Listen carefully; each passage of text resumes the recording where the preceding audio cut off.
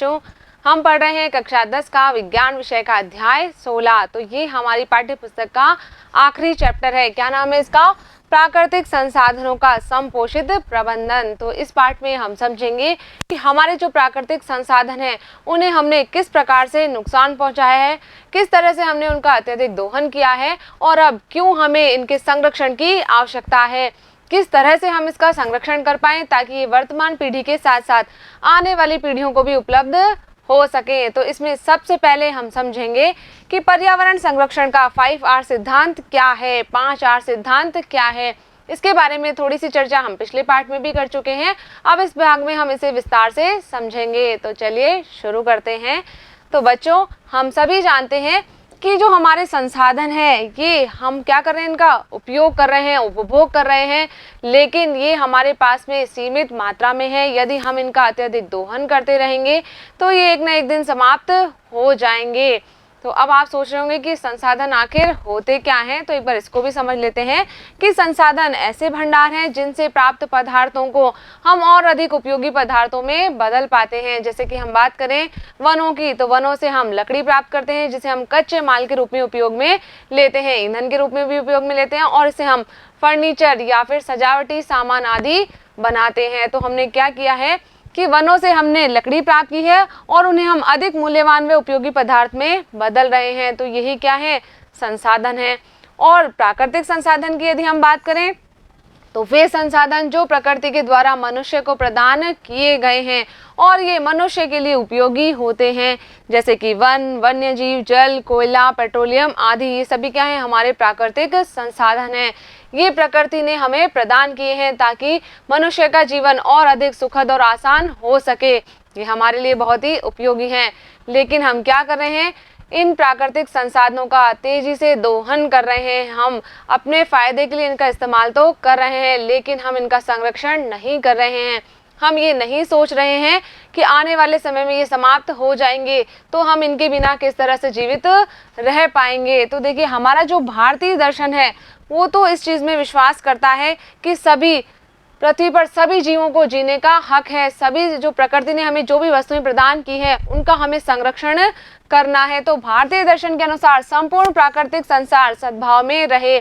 हमारी भारतीय संस्कृति वसुधैव कुटुंबकम की भावना में विश्वास करती है, जिसका अर्थ होता है कि ये जो पृथ्वी है, संपूर्ण पृथ्वी एक परिवार की तरह है और यहाँ पर सभी को जीने का हक है। हम किसी भी तरह से किसी का भी शोषण यहाँ पर नहीं कर सकते हैं। लेकिन हमें अपने संसाधनों का उपयोग जो है वो भी इस प्रकार से करना चाहिए जिससे संसाधनों का संपोषण हो सके और हम अपने पर्यावरण का संरक्षण भी कर सके। यानी कि हमें क्या करना है?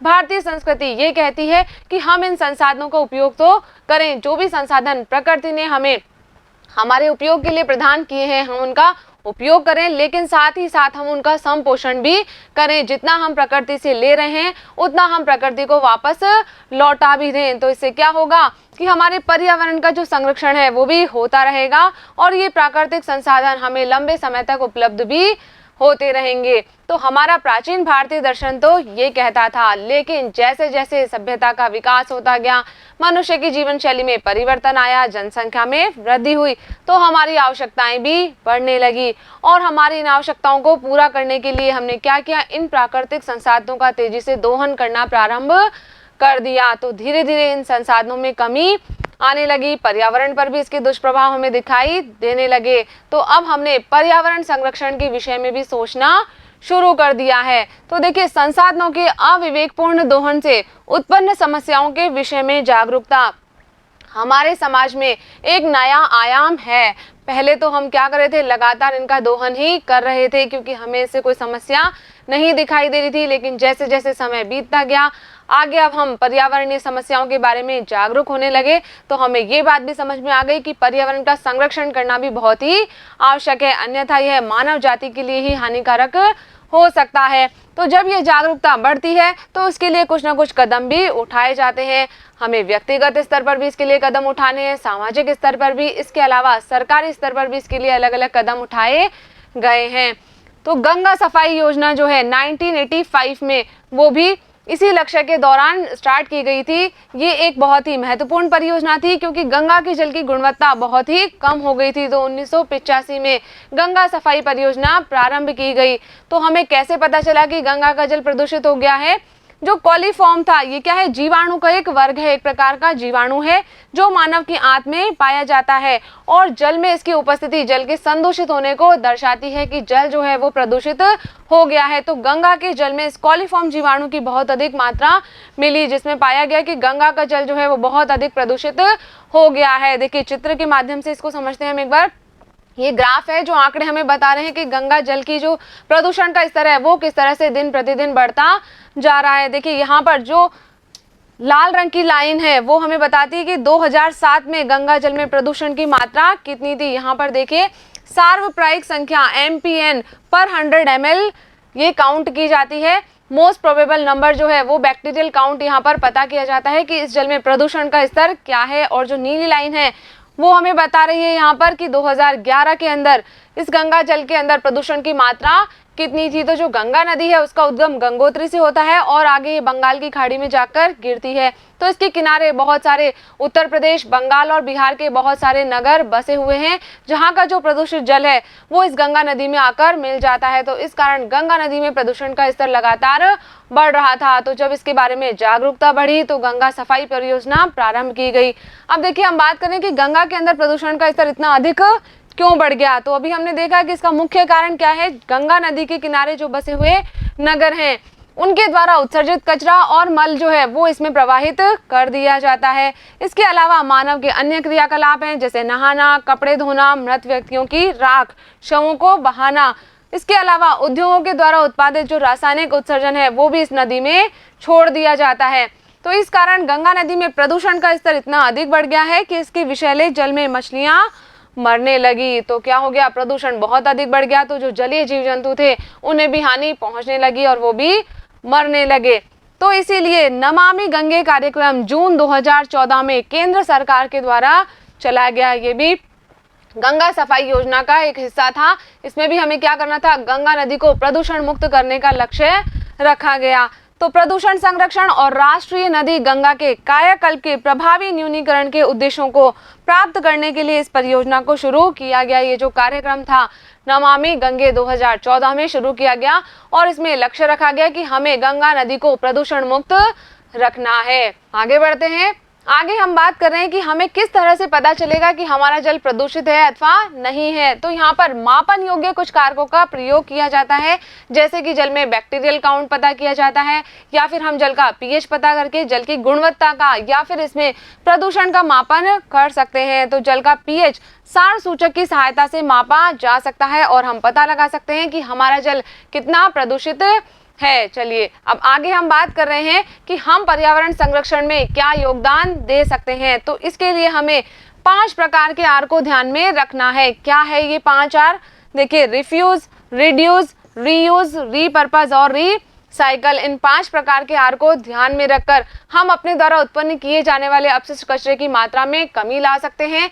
हम इन संसाधनों के दोहन में कमी ला सकते हैं और पर्यावरण संरक्षण में अपना योगदान दे सकते हैं। एक एक करके विस्तार से समझते हैं इनके बारे में। तो सबसे पहले हम लेते हैं रिफ्यूज, यानी कि हमें क्या करना है? इनकार करना है। कोई भी चीज जो हमारे लिए उपयोगी नहीं है उसका उपयोग हमें नहीं करना है, उसे हमें नहीं खरीदना है। देखिए इसका अर्थ क्या है कि जिन वस्तुओं की हमें आवश्यकता नहीं है उन्हें लेने से इनकार करना। तो उन उत्पादों को हमें खरीदने से इनकार करना है जो पर्यावरण को नुकसान पहुंचा सकते हैं। जैसे कि इसके लिए हम क्या कर सकते हैं कि प्लास्टिक के थैलों का उपयोग हम बिल्कुल नकार सकते हैं कि हम इसका उपयोग नहीं करेंगे। प्लास्टिक के थैले के लिए हमें साफ इनकार कर देना है। जब भी हम बाजार जा रहे हैं और कोई दुकानदार हमें प्लास्टिक की थैलियां दे रहा है तो उसके लिए हमें बिल्कुल मना कर देना है और घर से हमें कपड़े का थैला लेकर जाना है ताकि हम इन प्लास्टिक की थैलियों का उपयोग ना करें। नेक्स्ट देखते हैं। आगे बात कर रहे हैं हम कम उपयोग, रिड्यूस करना है हमें, यानी कि जो वस्तुएं हमारे पर्यावरण को नुकसान पहुंचा रही है उनका उपयोग यदि हम उनके उपयोग के लिए इनकार नहीं कर सकते हैं तो हम उनका कम से कम उपयोग करें। तो इसका अर्थ है कि हमें कम से कम वस्तुओं का उपयोग करना चाहिए। जैसे कि बिजली के पंखे एवं बल्ब का स्विच बंद करके हम बिजली बचा सकते हैं। यदि हम कमरे से बाहर जा रहे हैं तो अनावश्यक हमें बिजली का या पंखे का स्विच ऑन नहीं रखना है, हम उनको बंद करके ही बाहर जाएं ताकि हम बिजली की बचत कर सकें। इसी तरह टपकने वाले नल की मरम्मत करके भी हम जल की बचत कर सकते हैं। और हमें आहार भी व्यर्थ नहीं करना चाहिए। आपने देखा होगा कि हम जब किसी शादी पार्टी में जाते हैं तो वहां पर बहुत सारे लोग ऐसे होते हैं जो अपनी प्लेट में बहुत सारा खाना ले लेते हैं और उसे पूरा खत्म नहीं करते हैं और डस्टबिन में डाल देते हैं। तो ये आहार व्यर्थ हो रहा है, तो हमें ऐसा नहीं करना है। हमें केवल उतना ही खाना अपनी प्लेट में लेना है जितना हम खा सकते हैं। इसी के साथ साथ हमें बिजली की भी बचत करनी है और जल की भी बचत करनी है। आगे बढ़ते हैं, नेक्स्ट लेते हैं हम पुनः उपयोग, रीयूज, यानी कि कुछ वस्तुओं को हम बार बार उपयोग में ले लें, उन्हें हम फेंके नहीं। तो ये जो तरीका है ये पुनर्चक्रण से अच्छा तरीका है, क्योंकि पुनर्चक्रण करने के दौरान कुछ न कुछ ऊर्जा व्यय होती है, लेकिन पुनः उपयोग में कोई भी ऊर्जा व्यय नहीं होती है। तो क्या करना है हमें, पुनः उपयोग के तरीके में हम किसी वस्तु का बार बार उपयोग करते हैं, जैसे कि जो लिफाफे हैं उन्हें फेंकने की अपेक्षा फिर से हम उपयोग में ला सकते हैं। इसी तरह विभिन्न खाद्य पदार्थों के साथ आई प्लास्टिक की बोतलें, डिब्बे इत्यादि का उपयोग रसोई घर में हम वस्तुओं को रखने के लिए कर सकते हैं। जो कोल्ड ड्रिंक की बोतल हम अपने घर में ला रहे हैं, कोल्ड ड्रिंक खत्म हो गई है तो उस बोतल का उपयोग हम फ्रिज में पानी भरकर रखने के लिए कर सकते हैं। इसी तरह जो खाली डिब्बे हैं खाद्य सामग्री के, उनको फेंकने की बजाय हम रसोई घर में खाद्य सामग्री को भंडारित करने के लिए उपयोग में ले सकते हैं। तो हमें क्या करना है, यहाँ पर इनका बार बार उपयोग करना है। आगे बढ़ते हैं, नेक्स्ट है हमारे पास में पुनः प्रयोजन, रीपर्पज। तो इसका क्या अर्थ है कि जब कोई वस्तु जिस उपयोग के लिए बनाई गई है उस उपयोग में नहीं आ रही है तो हम उसे किसी अन्य उपयोग में ले लें। तो क्या मतलब है इसका, कि जब कोई वस्तु जिस उपयोग के लिए बनी है उस उपयोग में नहीं लाई जा सकती है तो उसे किसी अन्य उपयोगी कार्य के लिए प्रयोग में ले लिया जाए, जैसे कि टूटे फूटे चीनी मिट्टी के बर्तनों में पौधे उगाना। इसी तरह से हमारी जो प्लास्टिक की बाल्टी है, यदि मान लीजिए वो थोड़ी सी टूट गई है, उसमें पानी स्टोर नहीं हो सकता है, तो हम उसे गमले के रूप में उपयोग में ले सकते हैं। तो हम क्या कर रहे हैं कि बाल्टी जिस उपयोग के लिए बनी है उस उपयोग में वो अब काम में नहीं ली जा सकती है, तो उसका कुछ और उपयोग हम कर रहे हैं। तो इसी का ही क्या मतलब है, रीपर्पज। आगे बढ़ते हैं, और नेक्स्ट आर जो है वो है हमारे पास में पुनः चक्रण, रिसाइकल। तो इसका क्या अर्थ है कि प्लास्टिक, कागज, कांच, धातु की वस्तुएं तथा ऐसे ही पदार्थ जिनका पुनर्चक्रण किया जा सकता है उनसे उपयोगी वस्तुएं बनाई जानी चाहिए और उनका नया उत्पादन जो है या संश्लेषण वो नहीं करना चाहिए जब तक आवश्यक नहीं है। जैसे कि प्लास्टिक की जो चीजें हैं हमारी टूट गई है तो उसे हम कबाड़ी वाले को दे देते हैं और वो उसे फैक्ट्रियों में भेज देता है पुनः चक्रण, रिसाइकल होने के लिए। तो वापस से उसे नए बर्तन, नई प्लास्टिक की बाल्टी, डिब्बे आदि बनाए जाते हैं। तो इससे क्या होता है कि हमारे द्वारा उत्पन्न होने वाला जो अपशिष्ट है उसमें कमी आती है, अपशिष्ट कचरे की मात्रा में कमी आती है और उसका निपटान भी आसानी से हो जाता है। तो देखिए, पुनः चक्रण के लिए पहले हमें क्या करना है, अब द्रव्यों को अलग करना होगा जिससे कि पुनर्चक्रण योग्य वस्तुएं दूसरे कचरे के साथ भराव क्षेत्र में न फेंक दी जाए। हम अपने घरों में भी ऐसा करते हैं कि जो रिसाइकल होने वाला कचरा है उसे हम अलग रखते हैं और उसे हम कबाड़ी वाले को दे देते हैं ताकि वो रिसाइकल होने के लिए उसे फैक्ट्रियों में भेज दे। तो हमें इस कचरे को अलग अलग रखना है कि कौन सा कचरा जो है वो पुनर्चक्रण के लिए उपयोगी है और कौन सा कचरा भराव क्षेत्र के लिए उपयोगी है। तो इस तरह से ये 5 सिद्धांत को अपनाकर हम उत्पन्न होने वाले कचरे की मात्रा में कमी ला सकते हैं और पर्यावरण का संरक्षण कर सकते हैं। आगे बढ़ते हैं, देखिए, हम अपनी दैनिक आवश्यकताओं और क्रियाकलापों पर निर्णय लेते समय भी पर्यावरण संबंधी निर्णय ले सकते हैं। यानी कि हमें इस बात का ध्यान रखना है कि हमारे कौन से क्रियाकलाप से पर्यावरण को हानि पहुंच सकती है। तो इसके लिए हमें ये जानने की आवश्यकता है कि हमारे चयन से पर्यावरण पर क्या प्रभाव पड़ सकता है और ये प्रभाव तात्कालिक, दीर्घकालिक अथवा व्यापक हो सकते हैं। जब भी हम कोई कार्य कर रहे हैं तो सबसे पहले हमें उसके विषय में ये सोचना है कि जब मैं ये कार्य करूंगा तो इसका या करूंगी तो इसका पर्यावरण पर क्या प्रभाव पड़ेगा और ये प्रभाव तात्कालिक होंगे, दीर्घकालिक होंगे अथवा व्यापक होंगे। ये प्रभाव थोड़े समय के लिए होंगे या बहुत अधिक लंबे समय के लिए होंगे या इसका प्रभाव पर्यावरण पर बहुत अधिक पड़ने वाला है। तो इसके बारे में हमें पहले विचार करना होगा।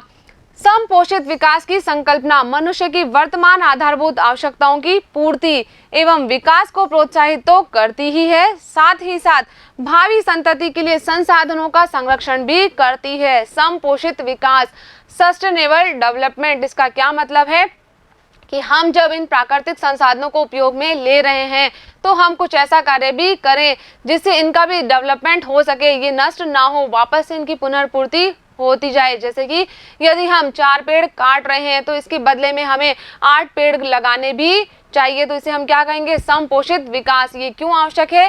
क्योंकि समपोषित विकास मनुष्य की आवश्यकताओं की पूर्ति तो करता ही है, हमारी जो जरूरतें हैं उन्हें तो पूरा करेगा, साथ ही साथ इसमें क्या भी होता है, आने वाली संतति के लिए संसाधनों का संरक्षण भी होता है। क्योंकि यदि हम इन प्राकृतिक संसाधनों का दोहन ही करते जाएंगे, इनका संपोषण नहीं करेंगे, तो ये आने वाली पीढ़ियों के लिए उपलब्ध नहीं हो पाएंगे, क्योंकि सारा उपयोग तो इनका हम ही कर लेंगे, तो आने वाली पीढ़ी के लिए ये बच नहीं पाएंगे। तो इसीलिए हमें क्या करना है, इनका समपोषित विकास भी करना है, ताकि हमारी आवश्यकताएं भी पूरी हो सके और आने वाली पीढ़ी को भी ये संसाधन उपलब्ध हो सके। आगे बढ़ते हैं तो देखिए यहाँ पर आर्थिक विकास पर्यावरण संरक्षण से संबंधित है। ये भी हम जानते हैं कि वनों से हमें बहुत सारे ऐसे कच्चे उत्पाद प्राप्त हो रहे हैं जो हमारे उद्योगों के लिए आवश्यक है, और जब उद्योग धंधे चल रहे हैं तो हमारा आर्थिक विकास भी हो रहा है। और यदि हम इन प्राकृतिक संपदाओं को नष्ट कर देंगे तो हमारा आर्थिक विकास भी रुक जाएगा। तो जो आर्थिक विकास है ये भी हमारे पर्यावरण संरक्षण से संबंधित है। तो हम अपने चारों ओर के आर्थिक, सामाजिक और पर्यावरणीय स्थितियों के प्रति अपने दृष्टिकोण में परिवर्तन लाएं तथा प्रत्येक व्यक्ति को प्रकृति के संसाधनों के वर्तमान उपयोग में परिवर्तन के लिए तैयार रहना होगा। तो देखिए हमें क्या करना है कि हमारे आर्थिक, सामाजिक और पर्यावरणीय स्थितियों के प्रति अपने दृष्टिकोण में, अपनी सोच में परिवर्तन लाना है। हमें ये नहीं सोचना है कि हमें केवल इन प्राकृतिक संसाधनों का दोहन ही करना है, अपितु हमें इनके संरक्षण पर भी विचार करना होगा। और इसके लिए प्रत्येक मनुष्य का ये दायित्व है कि वो इन पर्यावरण संरक्षण के प्रति जागरूक हो और अपना भागीदारी यानी कि अपना योगदान इसमें दे।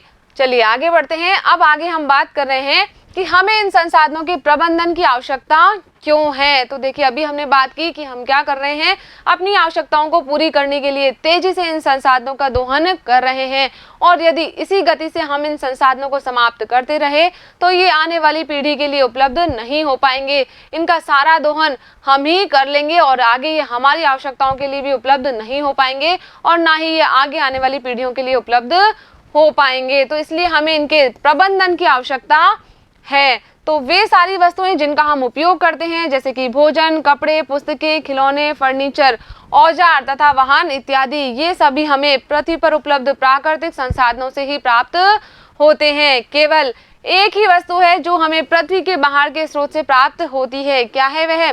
वह है ऊर्जा, जो हमें सूर्य से प्राप्त होती है। देखिए हम अपनी आवश्यकता की लगभग सभी वस्तुएं पृथ्वी पर उपलब्ध संसाधनों से ही प्राप्त करते हैं, लेकिन केवल सौर ऊर्जा ही हमें पृथ्वी के बाहर से प्राप्त होती है।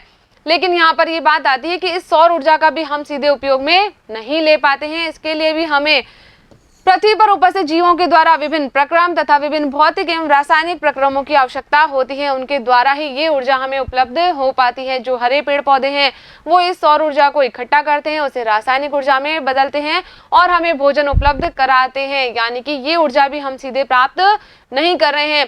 पृथ्वी पर उपस्थित विभिन्न जीवों, हरे पेड़ पौधों आदि के द्वारा, जैविक प्रक्रम के द्वारा इस ऊर्जा को परिवर्तित किया जाता है, तभी ये ऊर्जा हमें उपलब्ध हो पाती है। तो हम कह सकते हैं कि हमारी आवश्यकता की जो भी वस्तुएं हैं वो सब हमें इस पृथ्वी पर उपलब्ध प्राकृतिक संसाधनों से ही प्राप्त हो रही है। अब हम क्या कर रहे हैं, हम इन संसाधनों का तेजी से दोहन कर रहे हैं।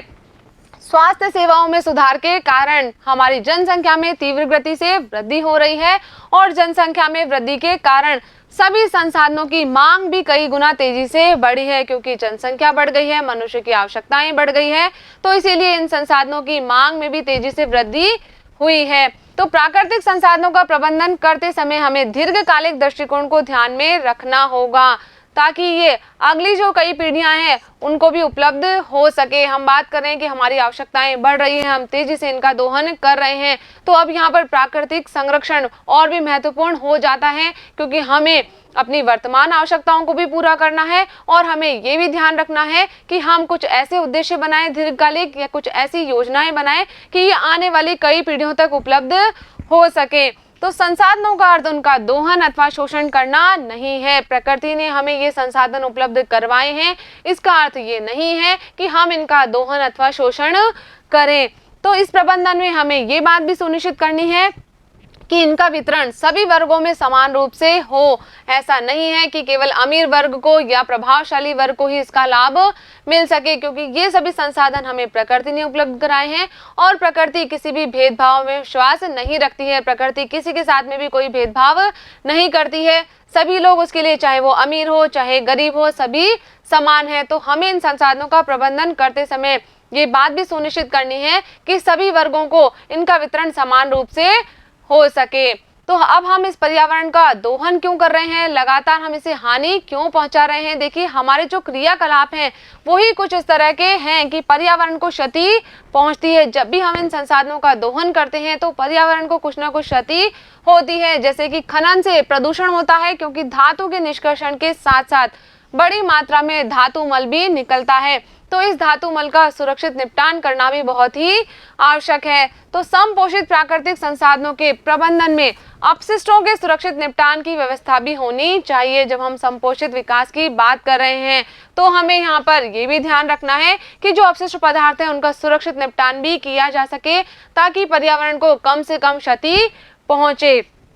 पूर्व ऐतिहासिक भारत में प्रकृति संरक्षण एवं समपोषित विकास के सिद्धांत की स्थिरता अपने सबसे अच्छे रूप में स्थापित की गई थी। हमने पहले भी बात की कि हमारी जो प्राचीन भारतीय संस्कृति है उसमें वसुधैव कुटुंबकम की भावना निहित थी। वो ये मानते थे कि संपूर्ण पृथ्वी एक परिवार है और यहाँ पर सभी जीवों को जीने का हक है, सभी अपना जीवन अच्छी तरह से जी सके। तो हम प्रकृति संरक्षण और संपोषित विकास के सिद्धांत की भावना में विश्वास रखते हैं। हमारी प्राचीन संस्कृति कुछ इसी तरह से की रही है कि हम ये विश्वास करते हैं कि हमें प्रकृति को कम से कम नुकसान पहुंचाना है। हमारे प्राचीन साहित्य में मूल्य और प्रकृति के प्रति मनुष्य की संवेदनशीलता की महिमा और सिद्धांत की स्थिरता अपने सबसे अच्छे रूप में स्थापित की गई थी। देखिए, प्रकृति के प्रति मनुष्य की संवेदनशीलता, क्योंकि हम यहाँ पर प्रकृति में जो भी वस्तुएं हमें उपलब्ध कराई गई है, जो भी पेड़ पौधे जीव जंतु उपलब्ध कराए गए हैं, उनके प्रति हम एक संवेदनशील भावना रखते हैं। हम देखिए यहाँ पर बात करें हम गाय की, तो गाय को हमारी प्राचीन संस्कृति के अनुसार माता का दर्जा दिया गया है। इसी के साथ साथ सूर्य को हमने देवता माना है। जो तुलसी का वृक्ष है, पीपल का वृक्ष है, बड़ का वृक्ष है, इनकी भी पूजा की जाती है। तो हमारी जो भारतीय संस्कृति रही है उसमें मनुष्य को इन सभी के प्रति संवेदनशील रहने की बात कही गई है। तो भारतीय साहित्य जैसे कि उपनिषद व स्मृतियों में जंगलों के उपयोग व प्रबंधन तथा समपोषितता को एक अंतर्निहित विषय के रूप में जोर दिया गया है। हमारे जो वेद और उपनिषद हैं उनमें भी इस बात पर जोर दिया गया है कि जंगलों के उपयोग, इनके प्रबंधन और संपोषितता को ध्यान में रखा जाए। जंगलों का हमें उपयोग कैसा करना है, इनका प्रबंधन कैसा करना है और इनका संपोषित विकास किस तरह से करना है। आगे बढ़ते हैं। तो वैदिक काल के दौरान जंगलों में वनस्पति के उत्पादक व सुरक्षात्मक दोनों पहलुओं पर बल दिया गया। यहाँ पर जंगलों को उत्पादक भी माना गया और इनकी सुरक्षा का जिम्मेदारी भी ली गई कि वनों से हमें उत्पाद प्राप्त हो रहे हैं तो इनकी सुरक्षा का जो दायित्व है वो भी हमारा है। दोनों ही पहलुओं पर इसमें बल दिया गया। यह वह समय था जब पवित्र जंगलों व गुफाओं, पवित्र गलियारों व विभिन्न प्रकार की जातीय वानिकी प्रथाओं जैसे सांस्कृतिक परिदृश्य की अवधारणाएं विकसित हुई। हम मानते थे कि हमारे जो जंगल हैं वो भी कैसे हैं, पवित्र हैं, गुफाएं पवित्र हैं, पवित्र गलियारे हैं, यानी कि हमने सभी जगहों को धार्मिकता से जोड़ा। हमने ये माना कि ये सभी जो भी संपदाएं हमें प्रकृति के द्वारा उपलब्ध कराई गई, ये सब क्या है, हमारे लिए बहुत ही पवित्र है। इसके अलावा विभिन्न प्रकार की जातीय वानिकी प्रथाओं जैसे सांस्कृतिक परिदृश्य की अवधारणाएं भी इस समय विकसित हुई, जो वैदिक काल के बाद भी लगातार चलती रही। इसके साथ ही व्यापक श्रेणी की जातीय वानिकी प्रथाओं को परंपराओं, प्रथाओं व अनुष्ठानों के साथ एकीकृत करते हुए प्राकृतिक संसाधनों की सुरक्षा की जाती रही है। जो जाति वानिकी प्रथाएं हैं, जो अलग अलग क्षेत्रों में जाति के अनुसार प्रचलित हैं, इन्हें परंपराओं, प्रथाओं और अनुष्ठानों के साथ में जोड़ दिया गया है ताकि जो प्राकृतिक संसाधन है इनकी सुरक्षा भी होती रहे। देखिए, हम जब कभी धार्मिक अनुष्ठान करते हैं तो ये कहा जाता है कि उस समय शुद्ध वायु उसमें से निकलती है। जब भी हम हवन आदि करते हैं तो शुद्ध वायु का प्रसार वहां पर होता है, तो जो वायु प्रदूषण है उसकी मात्रा में कमी होती है।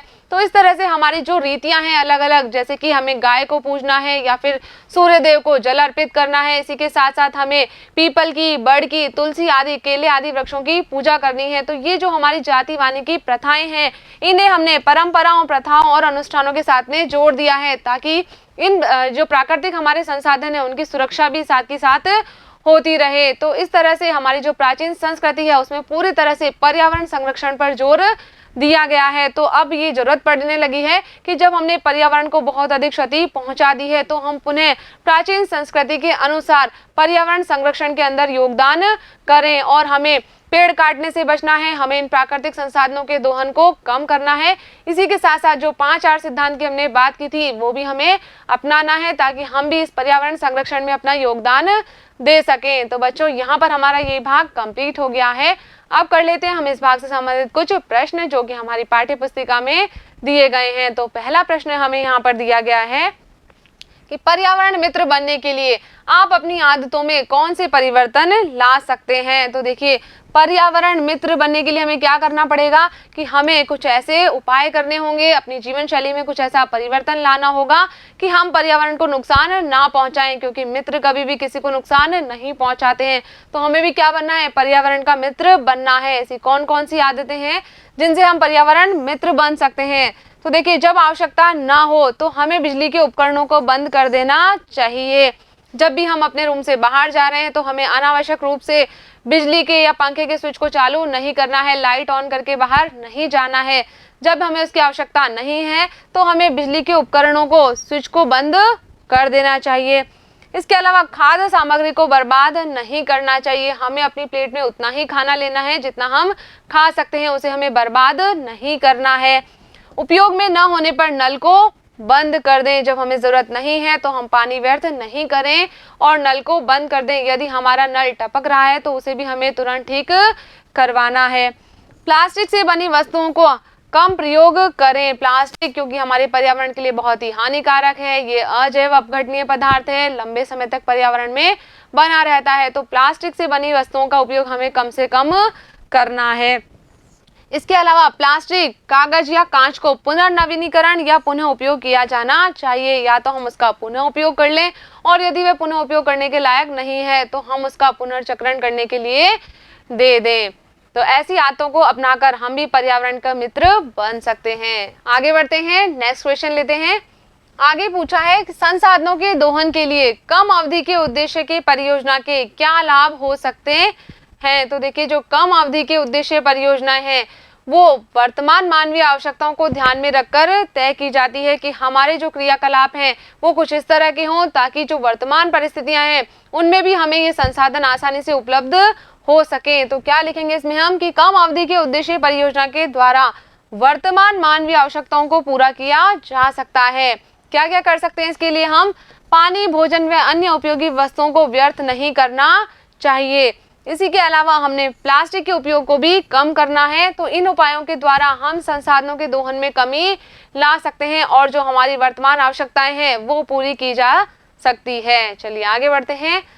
नेक्स्ट क्वेश्चन दिया है, यह लाभ लंबी अवधि को ध्यान में रखकर बनाई गई परियोजना के लाभ से किस प्रकार भिन्न है। तो ये जो हमारा प्रश्न है ये भी पिछले प्रश्न से रिलेटेड है। यहाँ पूछा है कि जो कम अवधि की परियोजना बनाई गई है उसके द्वारा जो हमें लाभ हो रहा है वह लंबी अवधि को ध्यान में रखकर बनाई गई परियोजनाओं के लाभ से किस प्रकार भिन्न है। तो अभी हमने बात की कि जो कम अवधि की परियोजनाएं हैं वो वर्तमान मानवीय आवश्यकताओं को ध्यान में रखकर बनाई जाती है, जबकि जो लंबी अवधि की परियोजनाएं हैं उसमें इस बात को सुनिश्चित किया जाता है कि ये जो योजना हम बना रहे हैं इससे संसाधनों का संरक्षण किया जा सके ताकि वो आगे आने वाली पीढ़ियों को भी उपलब्ध हो सके। तो क्या लिखेंगे इसमें हम कि कम अवधि के लिए बनाई गई परियोजनाओं द्वारा वर्तमान पीढ़ी के लिए संसाधनों का प्रबंधन किया जाता है। अभी जो पीढ़ी है उसके लिए वर्तमान जो आवश्यकताएं हैं उसके लिए इन संसाधनों का प्रबंधन किया जाता है, जबकि लंबी अवधि को ध्यान में रखकर बनाई गई परियोजनाओं से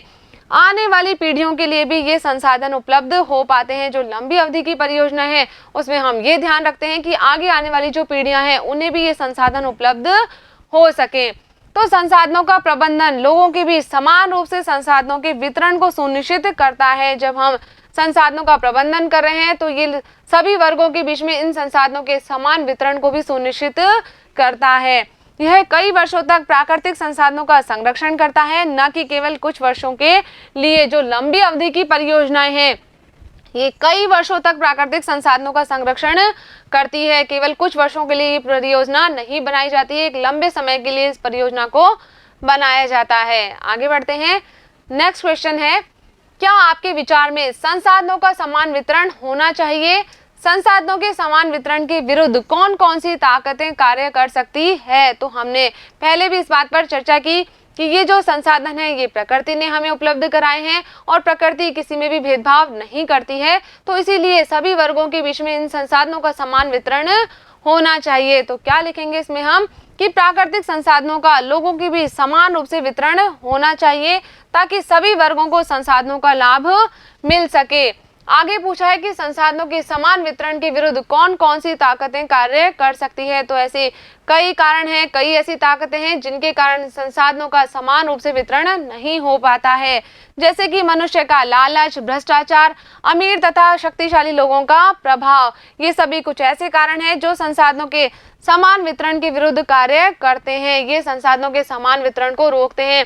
जो अमीर वर्ग है या जो प्रभावशाली व्यक्तित्व के लोग हैं वो क्या कर रहे हैं, यहाँ पर वो इन संसाधनों का अधिक दोहन कर लेते हैं, जबकि जो गरीब वर्ग है, निम्न वर्ग है, उन्हें इन संसाधनों का लाभ नहीं मिल पाता है। तो हमें ये सुनिश्चित करना है कि सभी वर्गों के अंदर इन संसाधनों का वितरण जो है वो समान हो सके और सभी को इसका लाभ मिल सके। तो बच्चों यहाँ पर हमारा ये भाग कंप्लीट हो गया है। मुझे उम्मीद है कि इस वीडियो में हमने जो भी बातें की है वो आपने अच्छे से समझी होगी और अपनी कॉपी में नोट भी कर ली होगी। तो मिलेंगे हम अगले वीडियो में इस पाठ के अगले भाग के साथ। तब तक आप पढ़ते रहिए, आगे बढ़ते रहिए। धन्यवाद।